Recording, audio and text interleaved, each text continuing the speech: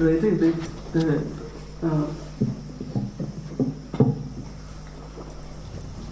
playing of the CD. In the evening, either we do the Guru Stuti or the Amriteshvara Bhairava. Amriteshvara Bhairava. Okay. And then tomorrow being Janmashtami, we can do the Guru Stuti tomorrow at 11. Yeah? Okay. Which kind of festivities tomorrow? Which kind of festivities tomorrow? Krishna's Janmashtami. So if you want to celebrate in some other way, one thing, we are finishing the first section of Spanda Kārikā today, according to Chinnahadza. There are other sections according to other commentators. So in that sense, we can have a gap if the weather permits and we want to have the visit to the temple and the monastery. I called the Shirabling, and actually yes, the retreat is just for the Shidra people, so we can visit all the temples. Just what? The people in retreat are just the Shidra people, but the rest of the monastery is open. We can visit the Shirabling monastery. Yeah, but the important thing is the temple. No, the Shidra, up in the old. This is only these people are in retreat there. That's all. The rest, temples open and normal. Okay. And my friend who is a monk there is a French. You know him? Maybe no. Well, he said, I asked him, are you available to guide us and explain? And he said, yes, if you come between 1 and 3, I can. Between 1 and? 1 and 3. But there's no puja then? Oh, you want to go during puja? Yes, of course. So you want to go afternoon puja? What time puja? Because usually it's like... I would like to know by what time there is puja which we can attend, where we can be. Is it a special day? Lunar day? Lunar day tomorrow? No.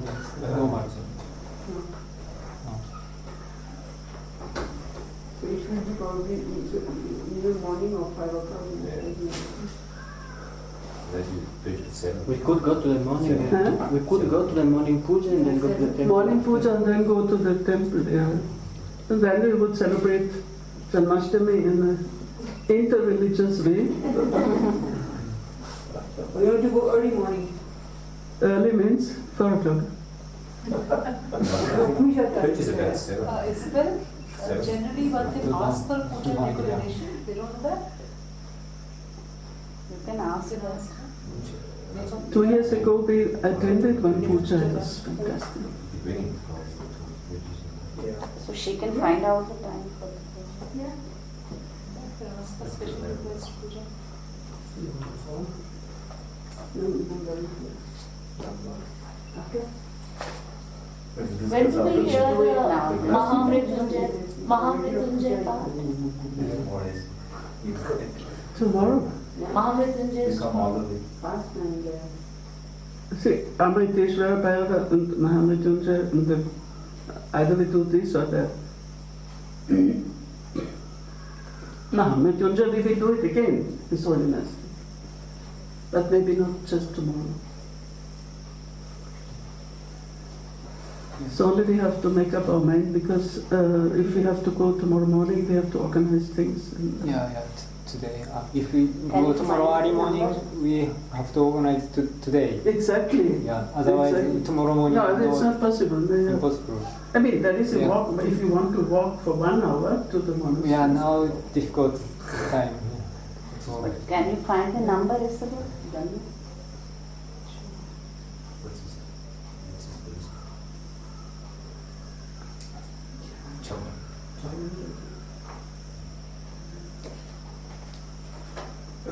okay, I call him after? Or you want after the teaching? After the session, you can phone and And we then. decide? Huh? And at tea we can gather and Yeah. decide together Yeah. for dinner? And then we decide, because it is a festival, And then we also concluding one section today, one chapter.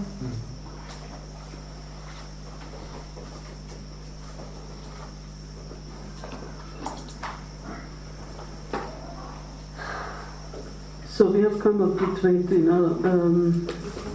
21st, page 99 in Jagdish Singh's book.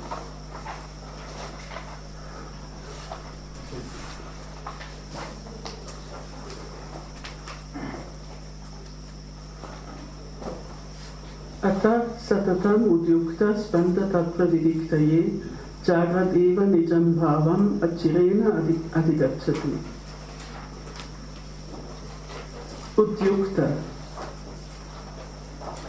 is a beautiful expression.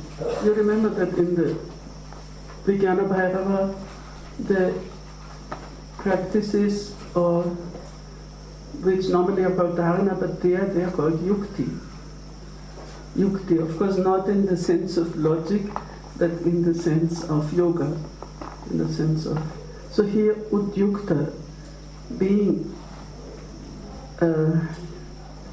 This ut is always some, this prefix ut is always something to rising in the sense of being awake, being arisen, satatodita, always udita, always arisen, always awake, always aware. So udyukta is from the same root, huge. It's a very important expression. Therefore, one should be always on the alert for the discernment of the Spanda principle. Such a person attains his essential state, even in the waking condition, in a short time.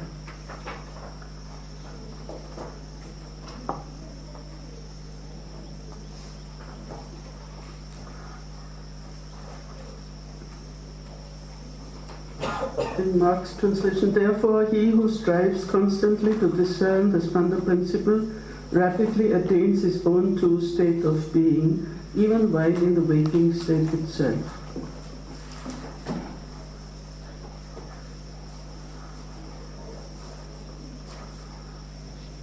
Of course, this concerns the Prabhuta. The Suprabhuta is already established. This concerns the Prabhuta. He is awakened, but he has still to exert his awareness. So he should be alert and aware. And this is the main practice of the Prabhuta. Satatam udyukta spanda tattva viviktaye.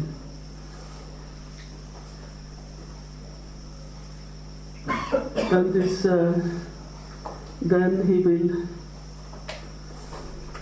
attain his true state of being. I like the translation of Mark, his true state of being. Nijam bhavam. See, the text is so brief and precise. Nijam bhavam, your own true being. Achirena, without delay. Jagat eva, even in the waking condition.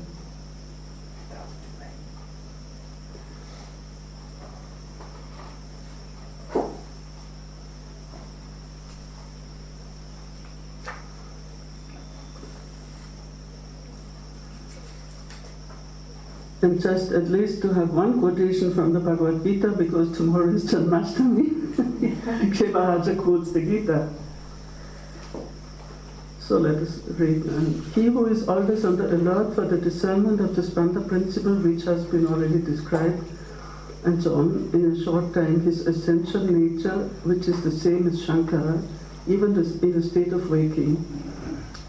If, as has been said in the Gita, those who merging their mind in me, always united with me, wait upon me. That's his translation. Mai aveshya mano ye mam nitya yukta upasate. A very beautiful expression of the Gita.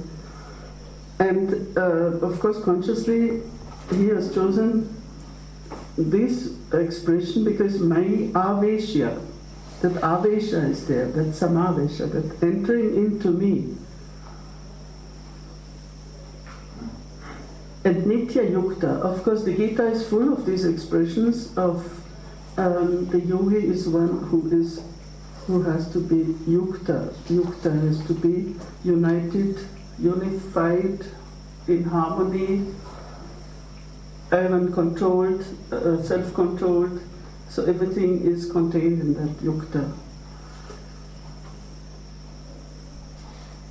They worship me being ever integrated, ever united, ever alert, ever aware.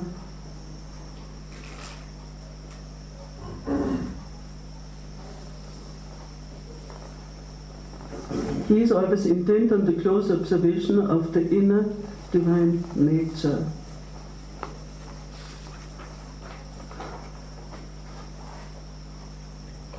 Satatam eva antamukha swarupa nibhalana.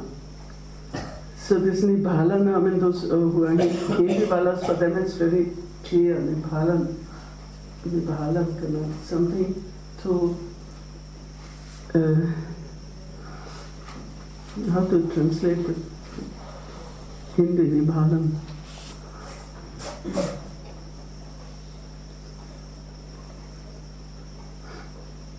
Intent on the close observation of the inner nature, antamukha.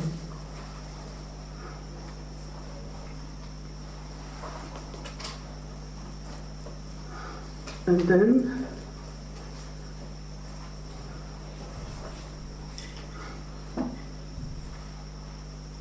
that is the same Shankaratmana. Yena prabhuto nityodita samavesha asadanat suprabhuto jivanukto bhavati. Now this nityodita, ever arisen, ever awakened, samavesha, the ever arisen state of union or state of merging, state of absorption, ever present. Thus his inner nature, which is Shankara, itself emerges before him, by which the awakened one, by the attainment of ever-present absorption in it, becomes fully enlightened and becomes liberated while living. Jiva Mukto Bhavati. Of course, the Suprabhuta is the Jiva Mukta. Suprabhuta is.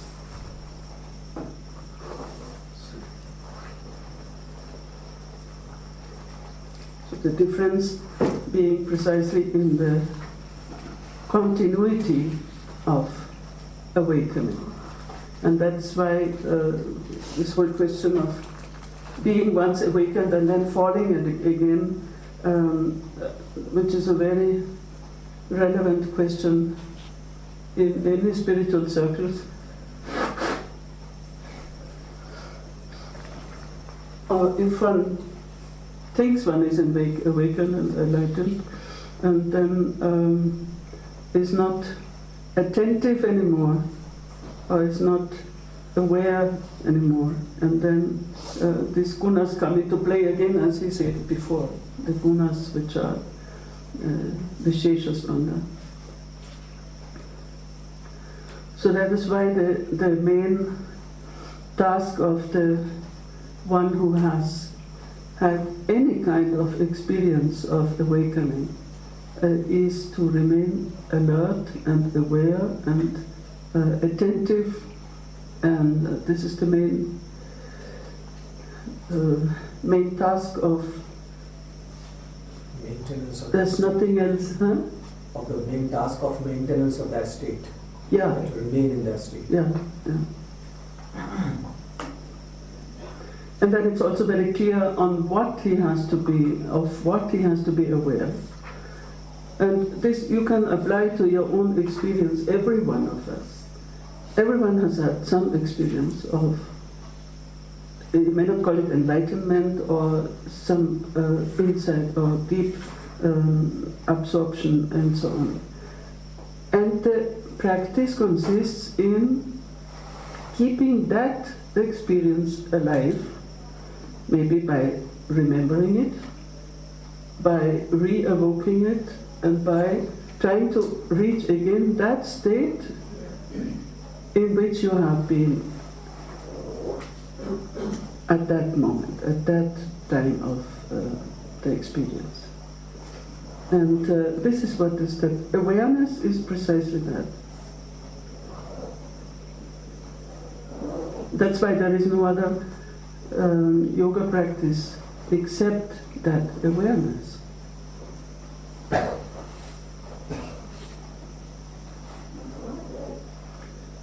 And only by constant keeping that alive, it becomes nityodita, ever arisen.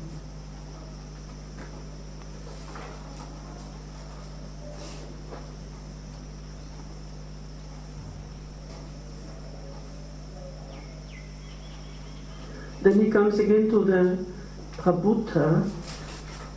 I'm reading the little introduction by Maharaja.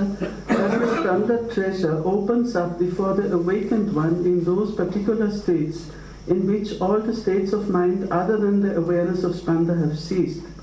Spanda, which has appeared with ease on account of the firm grip of it by one intent on its discernment, the author teaches that these particular states should first of all be the sphere of effort on the part of the partially awakened yogis. So that's why he comes to this very famous, most famous Kārikā. Atikuto prahishto va kim karomi iti va masham tavam va yat padam tapche tatra spanda pratishtita.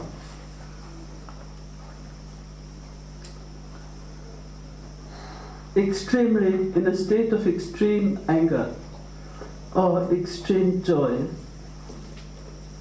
or when you're asking yourself, what should I do? Kim karomi, in a state of helplessness. Dhavanva, or running for life. Yat padam gachet, and that state in which he is at those moments, tatra spanda pratishtita. There, the Spanda exists. Established, I don't like very much the word established because there is nothing fixity, you know, these are moments. These are moments. But I would prefer that their Spanda is experienced. Although the word pratishtita of course means established, but I think it is there where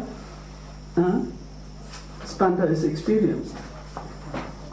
What's this now?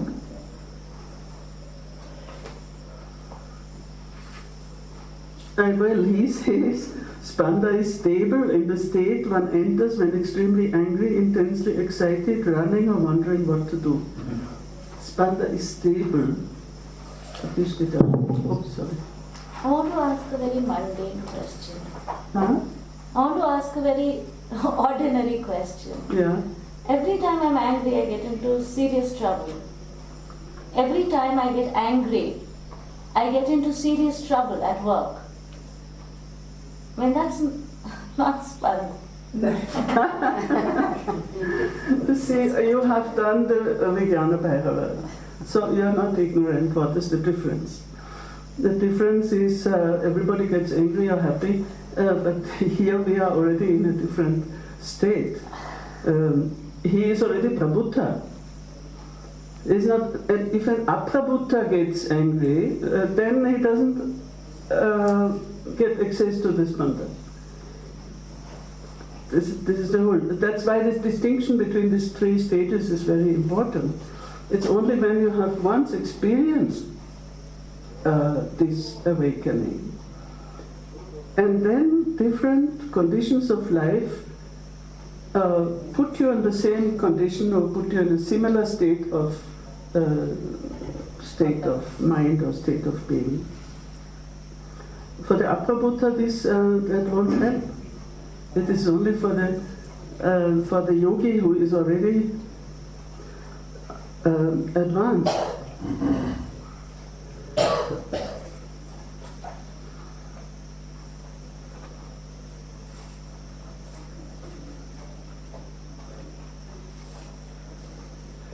Of course, the Vijnana Bhairava gives us many examples for this. And some are identical, some are different, but the content is the same. And here Kshemaraja gives a very nice psychological analysis what happens in these states.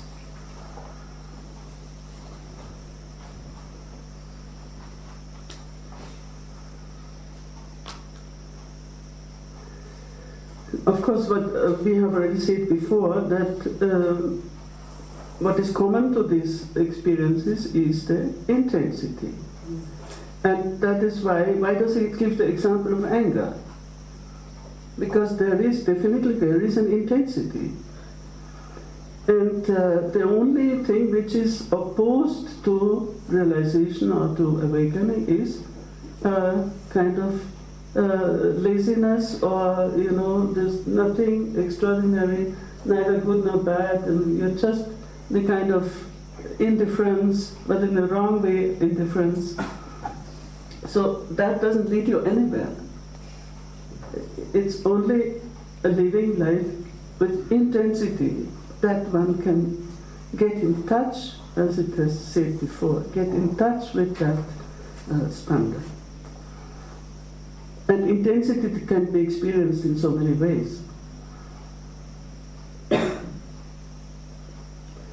But I like also this, anger and joy we have, of course, but what is not in the Vijnana Bhairava is this Kimkaromi, that situation of helplessness. You have to take a decision, you have to, you're in a state where you don't know what to do. And it is beautiful because it empties the mind. You don't have any rational reason of why should I do this or why should I not do that, but you are just in suspense, a kind of suspense. And that is the best state to empty the mind of vikalpas. And yeah. It's one situation in creativity. In creativity. Yeah. Not to know, and Not the to old know. thing doesn't work, and the new one has not come, and nothing happens. And in between, yeah. Yes, just in between. That emptiness, it is a state of emptiness. There's one, thank you, one dharana in the Vijnana Bhairava, which is very much on my side, where he says that even when you want to understand something, and you're not able to understand it. Yeah. And which it looks something very, negative, but it is so important. And Swamiji said so beautifully once, he had to explain some very difficult text to Professor Sanderson. At that time he was not professor, but very difficult. And he knew it, but he couldn't explain it. And then he said, I couldn't explain it, and I entered into my own nature. So in that emptiness, he experienced himself, thank you, that he couldn't explain it. And I entered into my own nature. So this is, if in our ignorance, if that helps us to enter into our nature, then it is a great gift, that not knowing. Well, we have a whole tradition of Christian mysticism, the cloud of unknowing, which means that the highest state is the state of not knowing. And that is a state of nothingness, emptiness. So it's not only that there is the cloud of unknowing is an anonymous mystical text. It's very beautiful. So this is that implied in this Kimkaromi.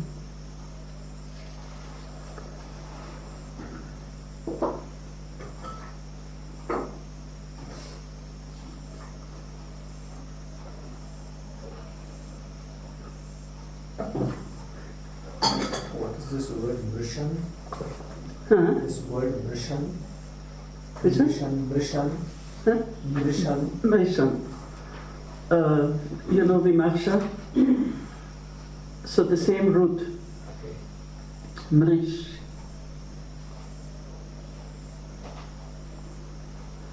to reflect, to think.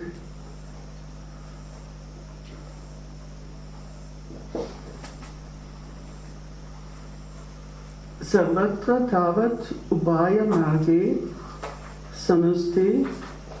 samasta itaha vritti prashama purvam ekagri bhavanti yoginaha. Now, in this situation, I'm not reading now Jagdish Singh, I'm translating directly.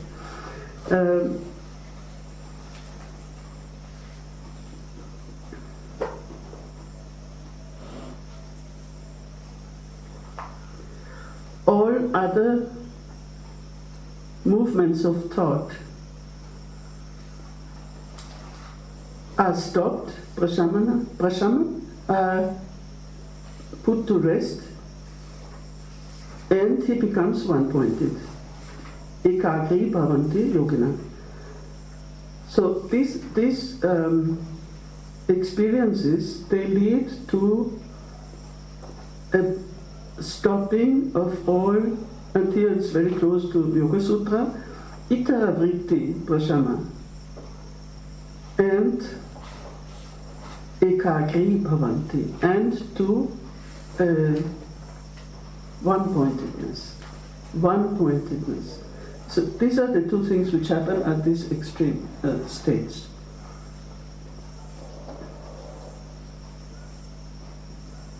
Samasta aparavritti kshayam. So all the other movements of thought in the moment when you are in such intense emotion, all the other movements are stopped and is only concentrated on one point.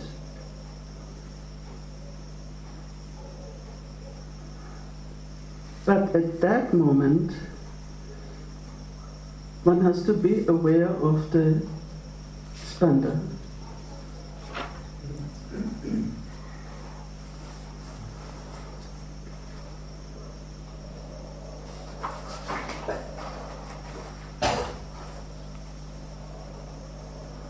And the other expression, chatiti antamukhi bhavanti. Spontaneously become introverted.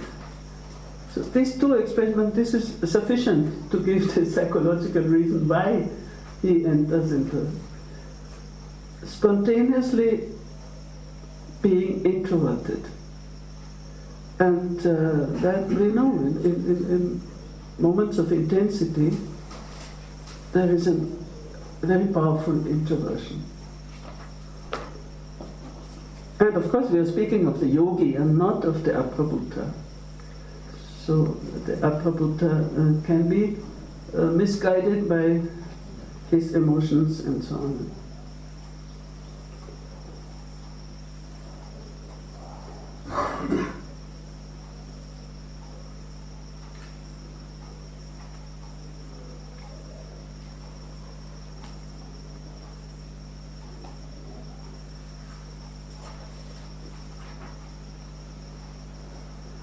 Yeah, and also the same psychological explanations given for this Kim Karumi.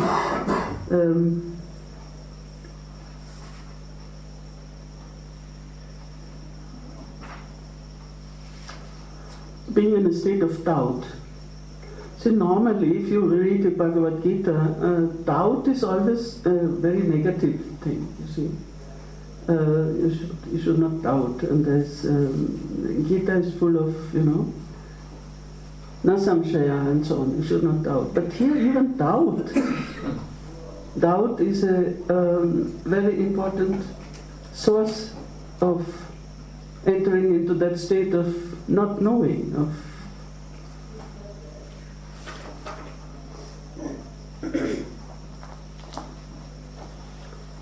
so he goes into lots of examples and so on. Then something very beautiful, before he gives quotations from the Vijnana Bhairava as was to be expected,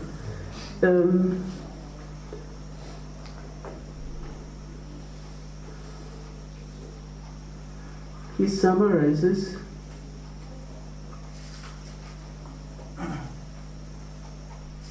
So he gives all kinds of examples of like being attacked by a tiger, by a lion, by an elephant, and so on and so on. Therefore, considering carefully the cessation of all other mental activities, instantly allaying the states of anger, uncertainty within him, by the device of the tortoise contracting all its limbs within on the occasion of fear, or by expanding his state of joy, running, etc., he should contemplate on the Spanda energy, and so on. Now what I wanted something else. Tasmat etat vritikshaya padam samchetya chatiti. Yeah, this is the tortoise. We know that example from other yoga texts.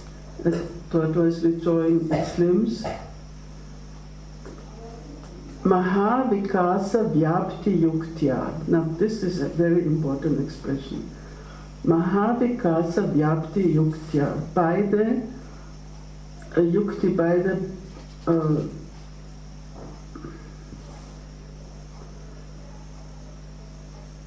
he says contemplate, no.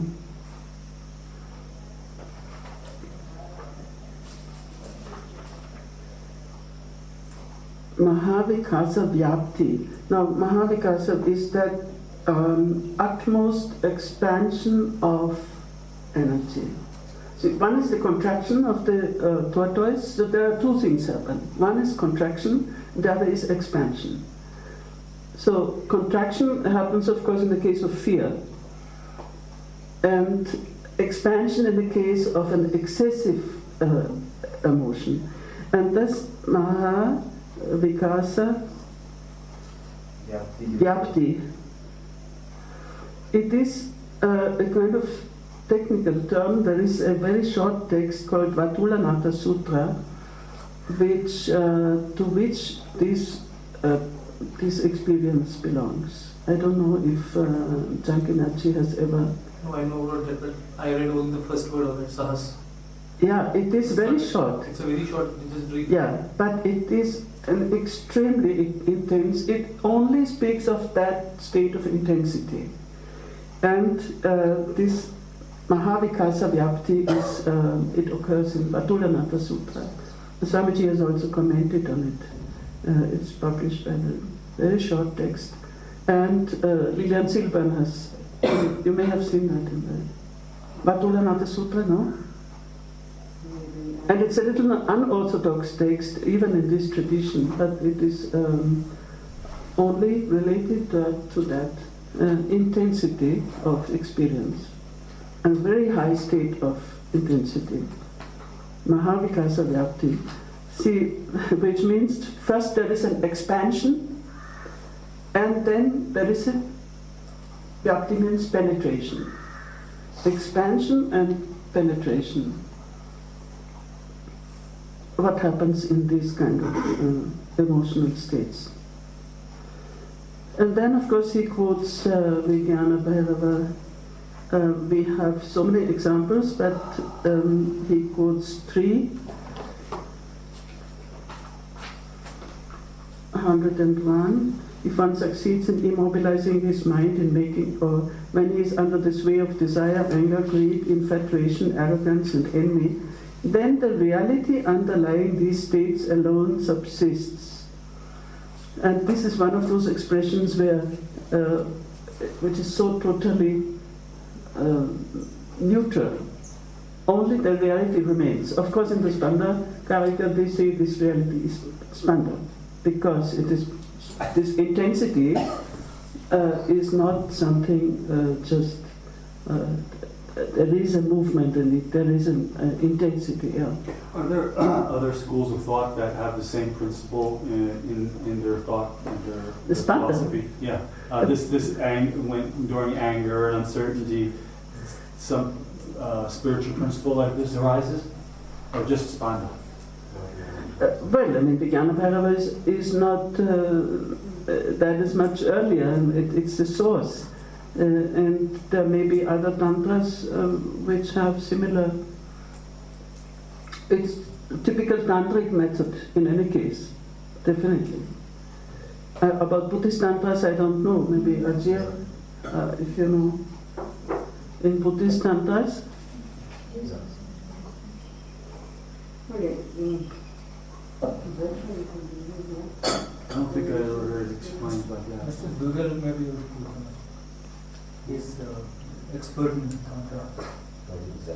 But yeah, it is mentioned in extreme experiences of emotions used in because the state of clarity also arises alongside the experience of the extreme emotion. I mean, one is the theoretical basis in the Tantras, and the other is the practical. I mean, if you read the life of Milarepa, of course, there are all kinds of emotions and intense emotions which led him to that state. So I think the lives of the saints and the texts have to be combined. David Frawley has a book, Inner Tantra Yoga. David Frawley. Whose book is it? Frawley. And he mentions the energy of emotion. He mentions, and he specifically mentions in what she asked, like the emotion is rising, but you are with the energy. You are focusing on the energy behind it, and that leads you. It's very clearly explained all the energies of emotion. Yeah, I'm sure there must be.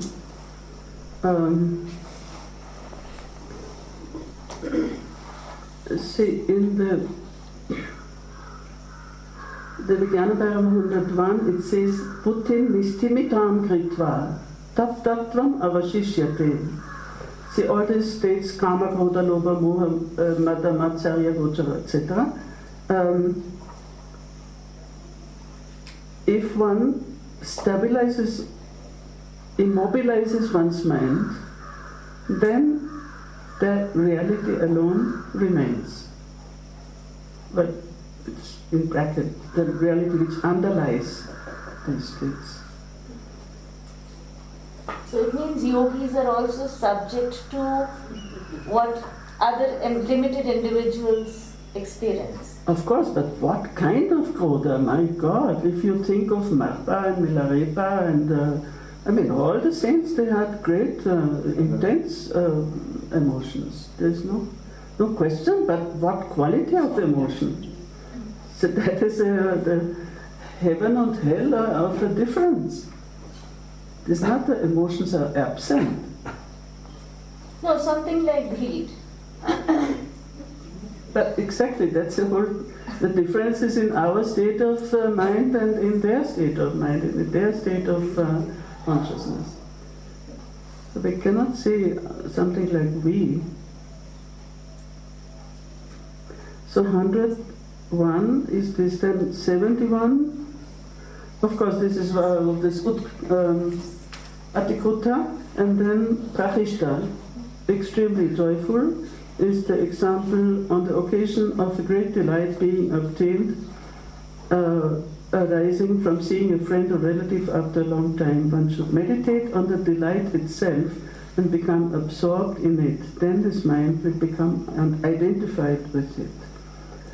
So this is for Prachishta. And then the famous verse 118, at the commencement and end of sneezing, in terror, in sorrow, in the condition of a deep sigh, or on the occasion of flight from the attack of an elephant. There is a variant reading in the published Vijnana. There is no elephant in the published version.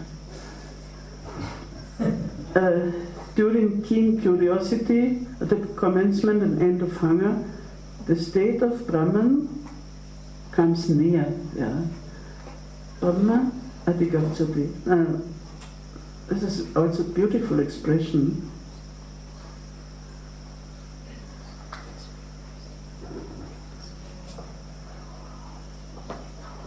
Brahmasata Samipaka.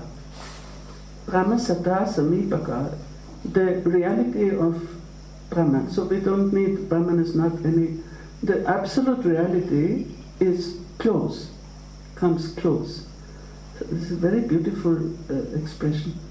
Does this refer to both Prabhudas and Suprabuddhas? Because both Prabhuda and Suprabuddha state, or just Prabhuda? No, this is for the Prabhuda. Only Prabhuda. Yeah. So because that relates to what Meenakshi was asking. Because in the Supra-Buddhist state, they're already established in the Spanda. They are already established. So they wouldn't. Yeah, but they may still get angry and happy. I mean, this is not. But they are in that already Satatodita and ever arisen state. So it is ever present.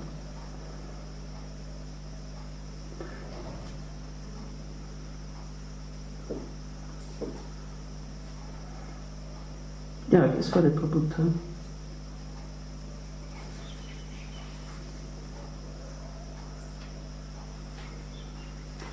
So the term Spanda does not occur in the Tantra, but of course what the reality which is experienced, and it has found that expression in the Spanda Kārikā. It is defined as Spanda, which is a very precise description, because there is some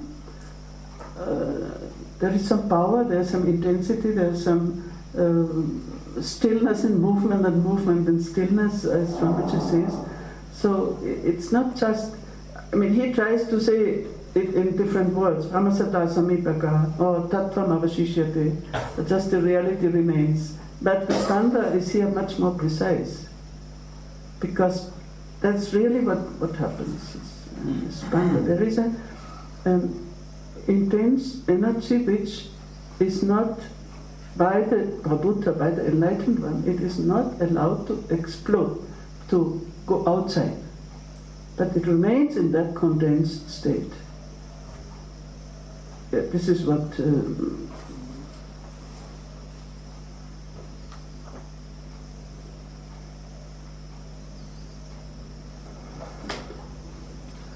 so these examples are well known and very clear.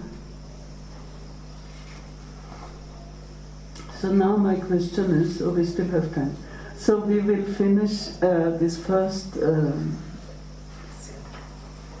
section according to Chimaraja, because there are different divisions of the text, but we are not concerned about that. And these are verses 23, 24 and 25, which are connected.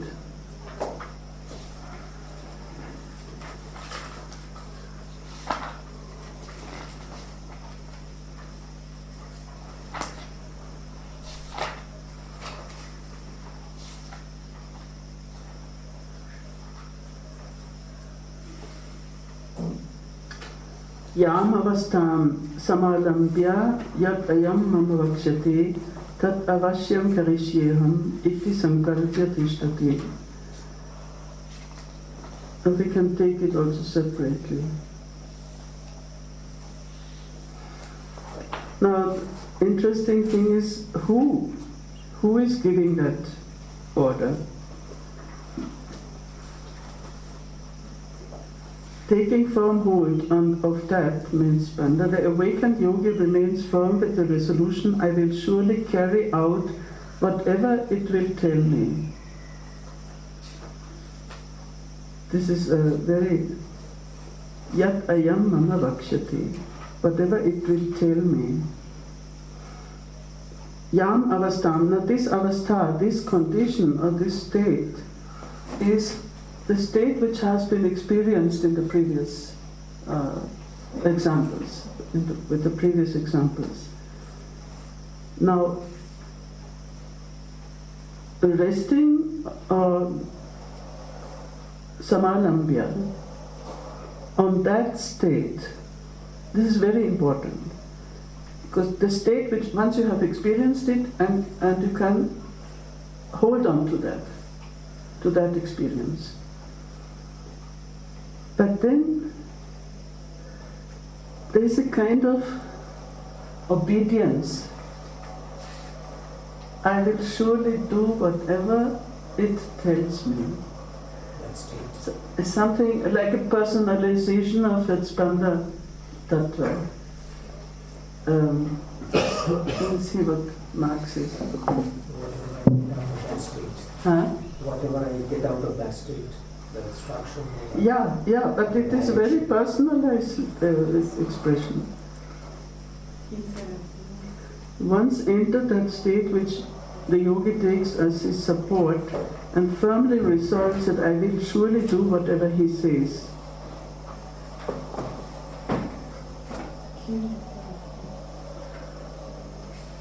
It's a very interesting expression because so there is an experience of a state, and that state has to be made the basis of awareness, and then being attentive to that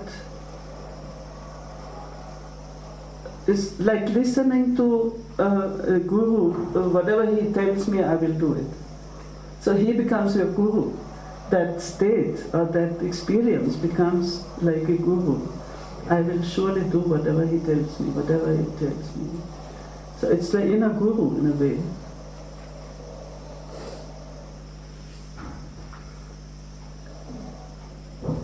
It is sankalpya tishtati. Again, this is the prabhuta, not the suprabhuta. Because he still has to hold that state firm. And only by that firmness, by that continuity, will he be advancing to the suprabhuta and become jiva-bhuta.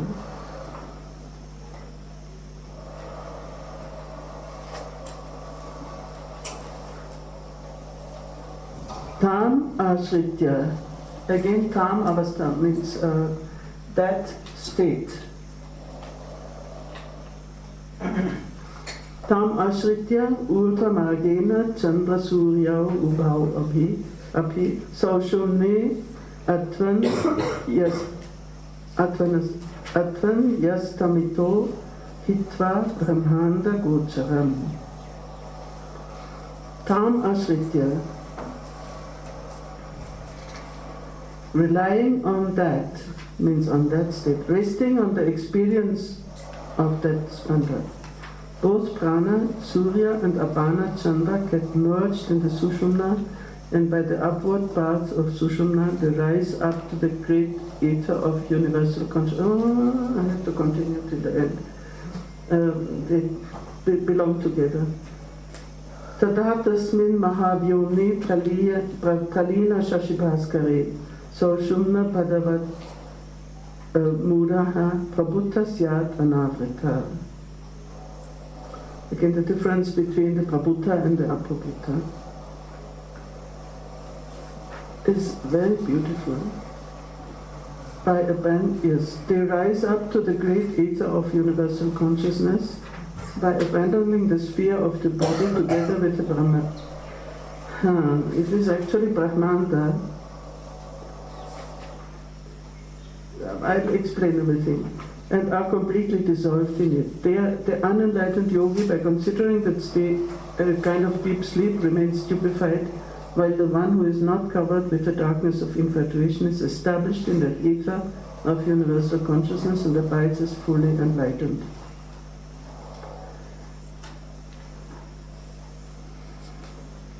So there are two steps. One is that being faithful to that experience, to that state.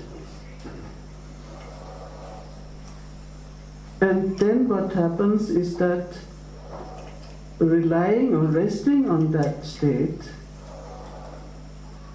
the sun and the moon enter into the middle path. And this is precisely the turning point, as we had it also in the, if you remember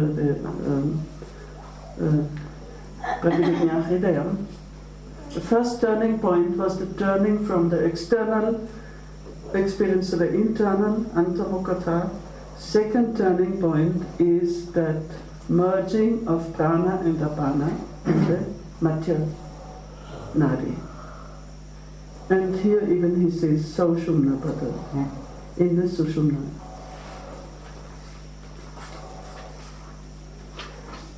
And actually this experience is,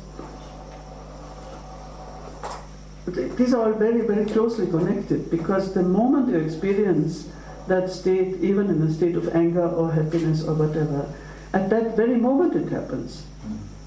So he explains it one by one, but it is actually simultaneous. At the moment of that experience, the prana and the apana get merged in the sushumna. And that is your question, we will come to that. So the word kundalini doesn't occur, but actually the experience of kundalini is, of course, very much here.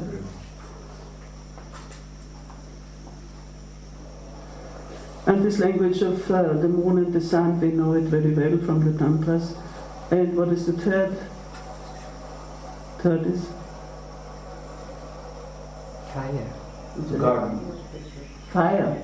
But if you speak in symbolic, the tantric symbolism, the third is fire.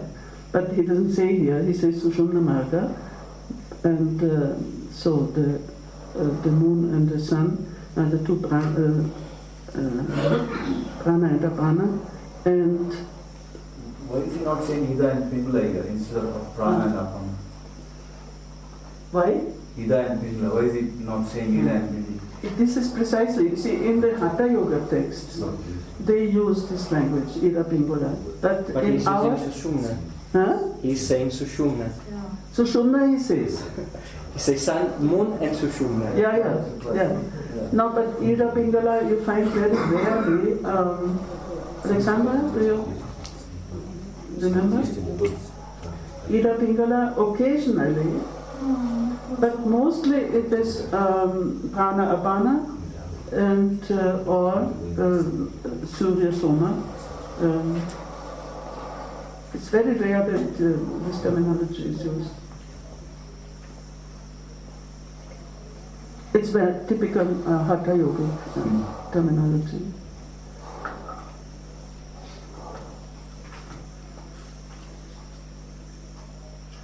And the third symbolic expression is Brahmanda, Hitva Brahmanda Gocharam. Now Brahmanda is of course the universe, but it is also the body. And he says very clearly, this is the macrocosm and the microcosm. And you were asking Meenakshi about transcendence. Here it is very clear, transcending both the universe and the body. Hitva Brahmanda Gocharam. Gocharam means the sphere of the cosmos and the sphere of the body. Rising, when they merge and then they rise and they transcend the sphere of the body, means they go beyond Sahasrara. And here it is not a question, it's not explicitly said, but in the Vijnanabhara, of course, we have the Dvadashanta, the external Dvadashanta, which goes beyond the Brahmanda. Now the yogic Dvadashanta, above the Brahmanda, above the Brahmarandha. So the whole cosmic symbolism of the Tantras, maybe are very familiar with that, those who have some knowledge of the Tantra. Yes? This term Brahmanda, the second part of that is the same as... Brahmanda Gochara. Gochara means the sphere, the area of operation. Yeah, but I more meant the manda part. Isn't that the same as the Sanskrit for mandala? The first part of the word. Where do you find mandala? Where? Just manda, Brahmanda. Brahmanda is the egg of Brahman, is the universe. Anda means egg.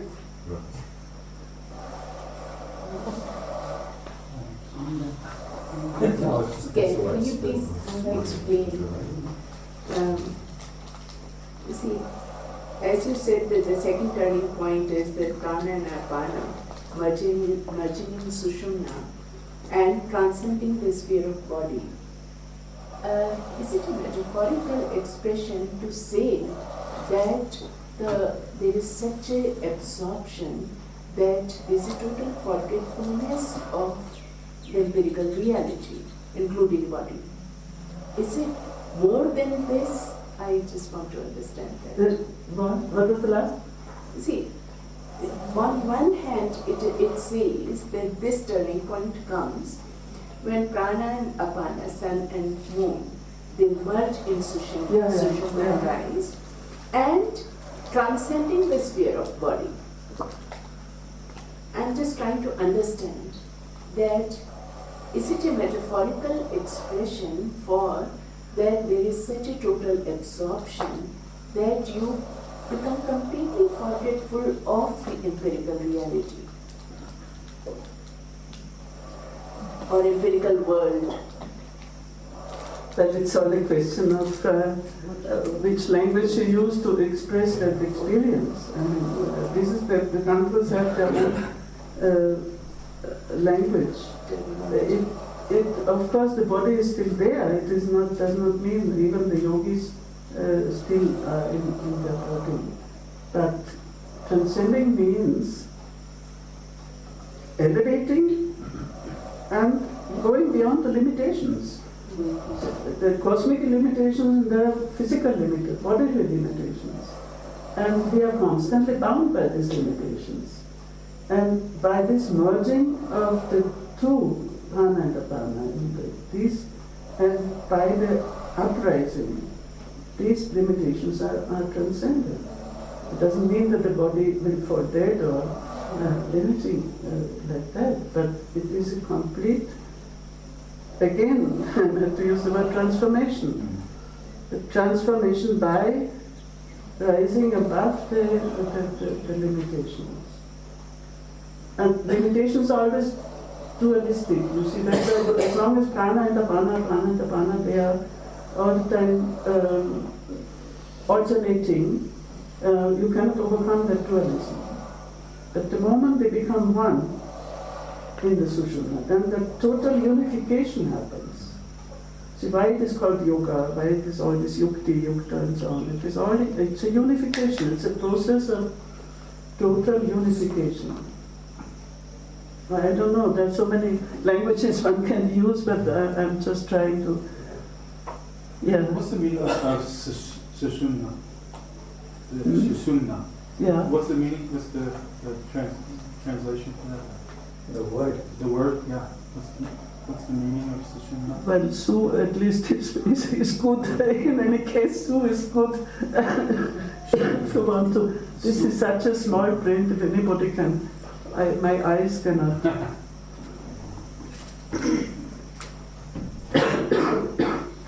have to look for Shumna.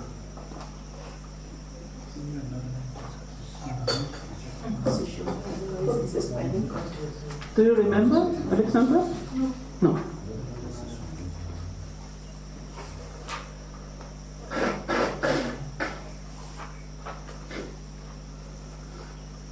Alexander was supposed to give us something material for those energies which we discussed in the morning session. Yeah. It is true. And the beautiful expression is Shanti, Tata Tasmin Mahavyomni Pralina Shashibhaskare. And again that cosmic image comes, that great space, empty space of consciousness in which the sun and the moon disappear, Pralina Shashibhaskare. So, and that Mahavyoman, that is of course beyond the body.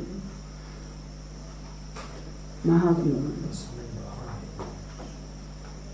What is Sashi? Sashi? Shashi is the moon. Shashi Bhaskara, and Bhaskara is the sun. Moon. Sushumna. Pralina Shashi Bhaskara. You see, this, whatever we may describe, until you experience this state, you cannot say what it is. It's all words.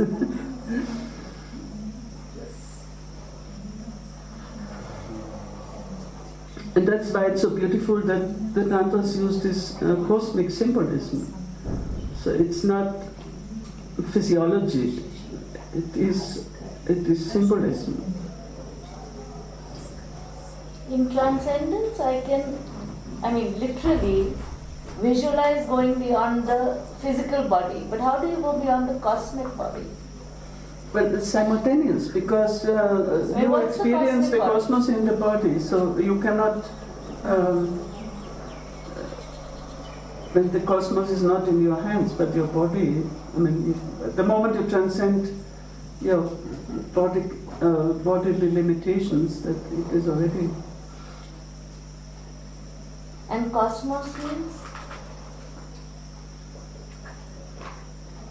It's the world. I mean, it's the whole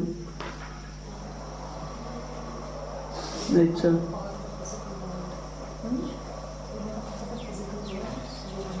You see, symbolic language needs a symbolic understanding. You see, if we try to rationalize it or to dissolve it into, you find it? No, I didn't find it. Yeah, let me. The place is so small.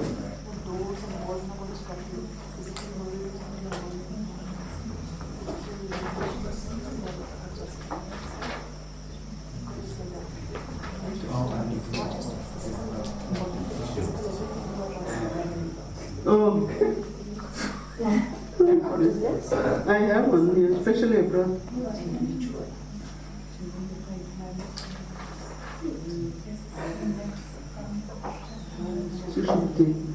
So they are not very far.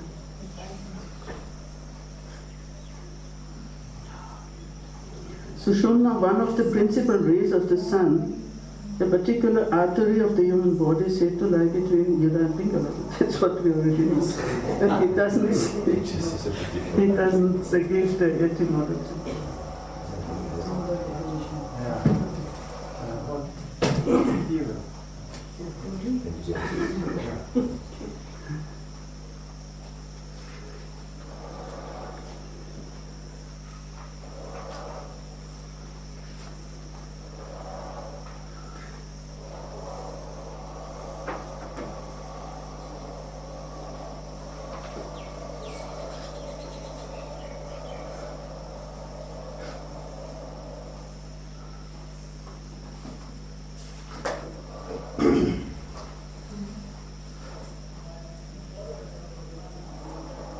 Yam Samalambya means holding on to that Spanda state which was previously experienced as consciousness bliss in the state of vehement anger, etc.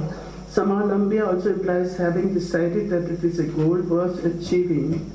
Tishtati implies that laying to rest all thought constructs. He resorts to a state of the absence of thought constructs, avikalpa, firmly.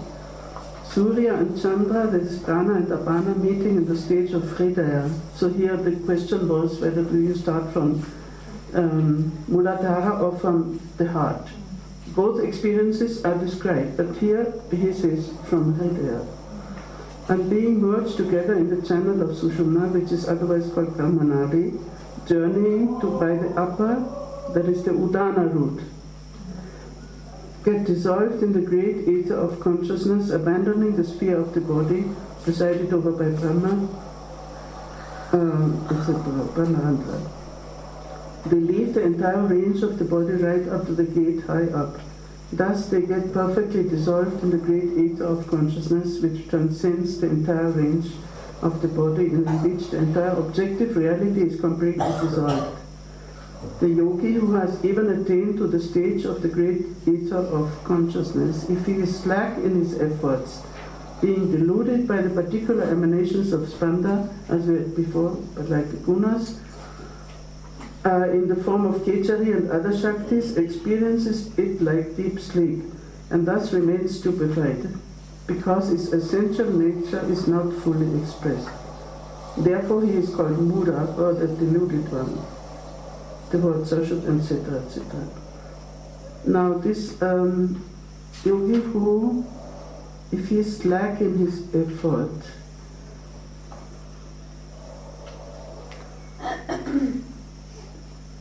again as before, Shitila Prayatnataya,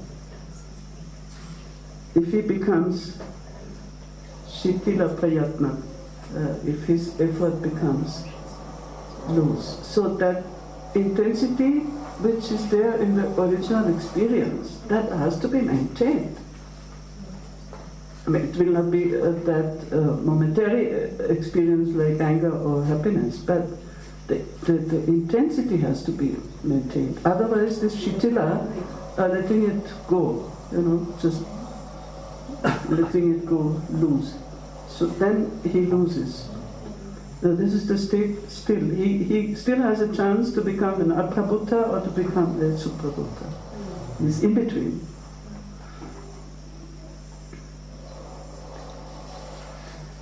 Then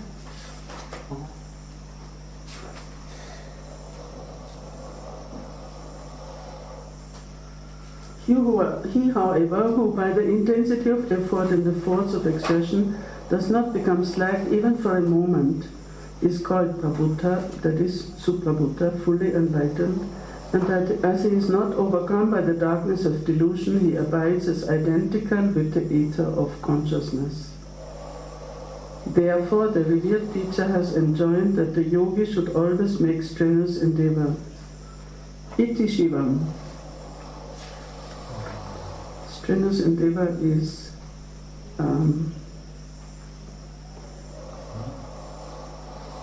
always alert. Ata eva satato udyogavat. Udyoga. Again, this udyukta, udyoga.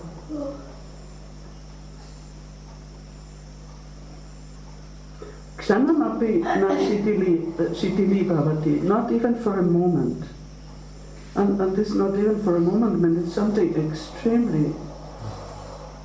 I remember Samir, when Swamiji was explaining when he started his spiritual practice, and he had to do it with prana. And he said, I did not miss a single breath. To imagine that, not even for a moment, I did not miss a single breath. This much of, alertness.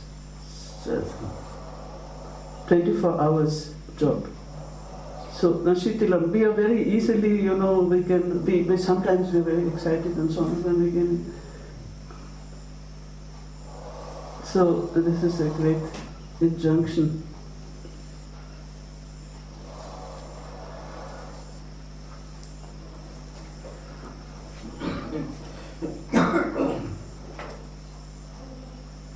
So he does not go here into the details of Kundalini Yoga, but it's not the end.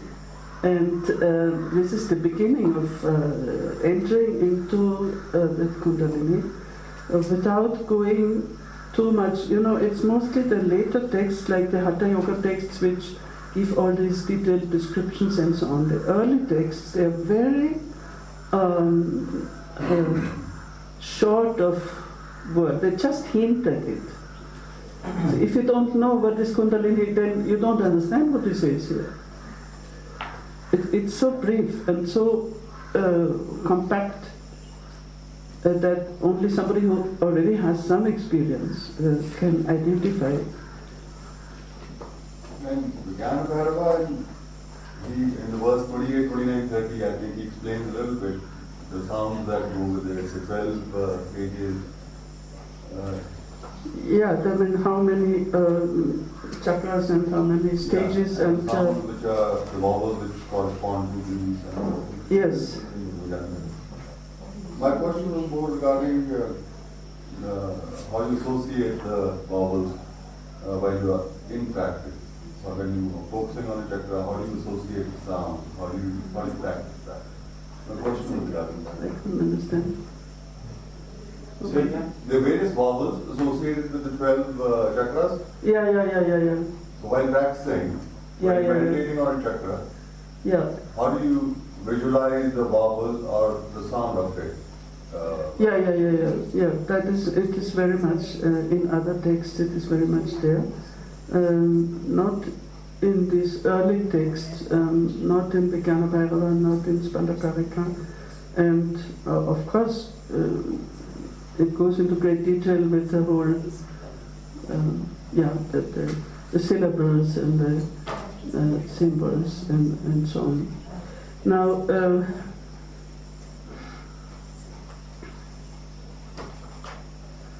the important thing in this tradition is the difference between three types of Kundalini, and that is very important. It is not in the Hatha Yoga texts. One is Prana Kundalini. That's mostly, if you speak of Kundalini or in all these more popularized versions, it's only Prana Kundalini. That means which you can still identify with certain sensations, let us say. The second is Chit Kundalini, and the third is Para Kundalini. So who can speak on Para Kundalini? I mean, these are only great yogis who have that experience. And even Chit Kundalini is already very advanced. So normally we reduce the whole thing to just to Prana Kundalini, and then also often to very popularized versions of Hatha Yoga description. So that's why I am so eager to stick to what the text says, and not to go beyond. I mean, because they are right to be so brief, because normally it depends on the guru to tell you. And then the text is just to give you a hint, Dhvani, just to give you a hint, and then it's the guru who has to tell you what it actually means and in what kind of experience you are and how to proceed and so on. But there's so much of misuse of this whole topic that I am also very reluctant to go into this. But I have the same author, the same guru whom I quoted in the morning. He has a very powerful warning. Of course, he goes into these details of the 12 stages and the 6 chakras and 7 chakras and so on. But then he says, and this Prana Kundalini and Chit Kundalini and Para Kundalini. But this is a real warning. It is ridiculous to hear anyone talking of experiencing his or her Kundalini awakening or rising. For the consciousness itself is the Kundalini, and it is here that the knower, known, and the process of knowing merge in one. There is then no subject and object, and no objective awareness can remain, for the yogi or the aspirant himself is then Kundalini Swarupa. These people who are saying, oh, I had wonderful Kundalini experience and this and that. Who are you, first of all, to have had it? If you had it, then you are no longer the same. So I like this. Can you please dictate it? Huh? This one, can you please dictate? No, this is a very beautiful paragraph. It is ridiculous to hear anyone talking of experiencing his or her Kundalini awakening or rising. For the consciousness itself is the Kundalini, and this is precisely what Swamiji always said. And Ajay was asking about definition of consciousness. When we are saying here, consciousness is the universal power of consciousness, which is not limited to our individual. There are stages of course, levels of consciousness, but when we speak of consciousness here, Kundalini is, Chit is Samvit, and that is the universal consciousness.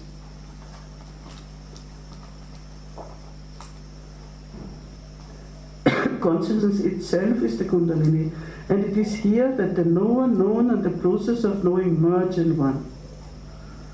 There is then no subject and object, and no objective awareness can remain, for the yogi or the aspirant himself is then Kundalini Swarupa. So I think it's, we have all these popular expressions of instant Kundalini. No, one has to take it very seriously. This tradition is one of the great spiritual traditions, and one should not water it down to some psychic, just emotional, not emotional in that sense of Atikota Brahishta, but to identify certain sensations with that great power of consciousness. And that great power of consciousness, as he says here, is moving in the Mahavyoman, in the great ether of consciousness, beyond the Brahmanda, beyond the body. So now I left out the Guchari Kichari. Maybe if we want, we can do it the next. But I think we have concluded the first section of the text, and so either we make a break tomorrow, which would be good, maybe also to get some air, and then we continue with the second section the after tomorrow. It depends a bit on the weather. Yeah. Can we listen to the Khechri Guchari? Huh? Can we listen to that, what we are supposed to listen in the morning? Khechri and... Well, I don't know. I think we are tired now. You see, I just tell you, the best, according to me, but Alexandra can correct me, the best description and brief description of these four groups of Shaktis is the Spanda Sandova, and which is translated by Mark. And I leave the book here, and it is marked, and one can read it. No, Spanda Sandova, it gives a very good brief description of these groups of Shaktis. Otherwise one has to go into great detail and so on. But,